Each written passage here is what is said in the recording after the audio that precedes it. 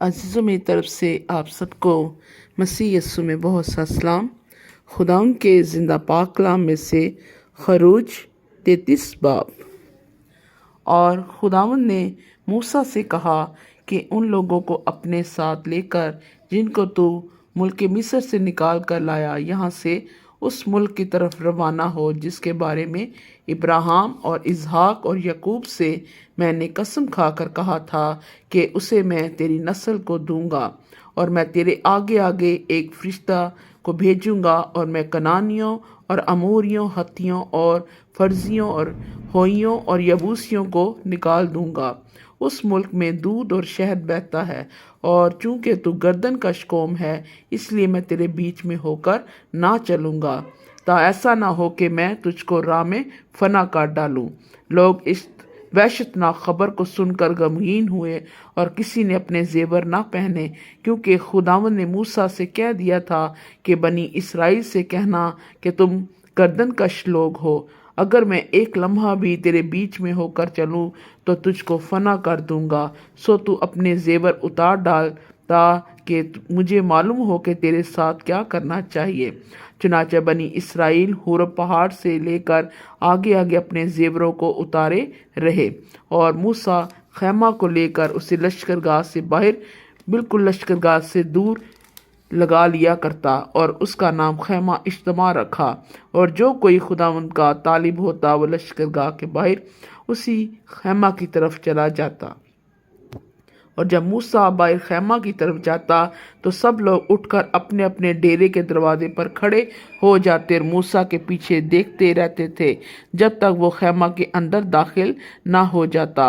और जब मूसा खैमा के अंदर चला जाता तो अबर का सतून उतर कर खैमा के दरवाजे पर ठहरा रहता और खुदावंद मूसा से बातें करने लगता।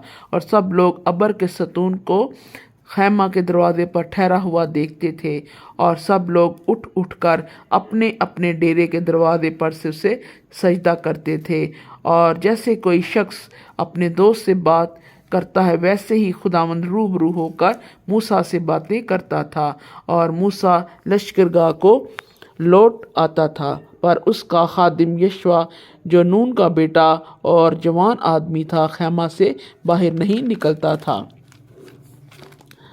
और मूसा ने खुदावंद से कहा, देख तू मुझसे कहता है कि इन लोगों को लेकर चल, पर मुझे ये नहीं बताया कि तू किसको मेरे पास भेजेगा। हालांकि तूने ये भी कहा था कि मैं तुझको बनाम जानता हूँ और तुझ पर मेरे करम की नज़र है। बस अगर मुझ पर तेरे करम की नज़र है तो मुझको अपनी राह बता जिससे मैं तुझे पहचान लूँ, ताकि मुझ पर तेरे करम की नज़र रहे। और ये ख्याल रख के ये कौम तेरी ही उम्मत है। तब उसने कहा, मैं साथ चलूँगा और तुझे आराम दूंगा।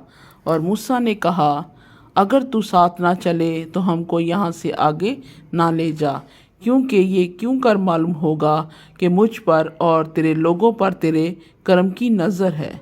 क्या इसी तरह से नहीं कि तू हमारे साथ साथ चले, ताकि मैं और तेरे लोग रोई ज़मीन पर सब कौमों से निराले ठहरें।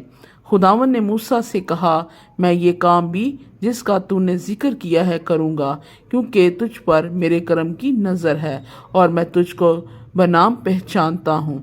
तब वो बोल उठा कि मैं तेरी मिन्नत करता हूँ, मुझे अपना जलाल दिखा दे। उसने कहा, मैं अपनी सारी नेकी तेरे सामने जाहिर करूँगा और तेरे ही सामने खुदावंद के नाम का ऐलान करूँगा।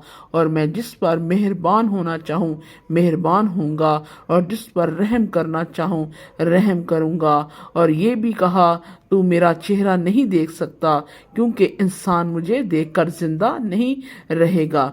फिर खुदावंद ने कहा, देख मेरे करीब ही एक जगह है, सो तू उस चट्टान पर खड़ा हो, और जब तक मेरा जलाल गुजरता रहेगा मैं तुझे उस चट्टान के शगाफ में रखूँगा, और जब तक मैं निकल ना जाऊँ तुझे अपने हाथ से ढांके रहूँगा।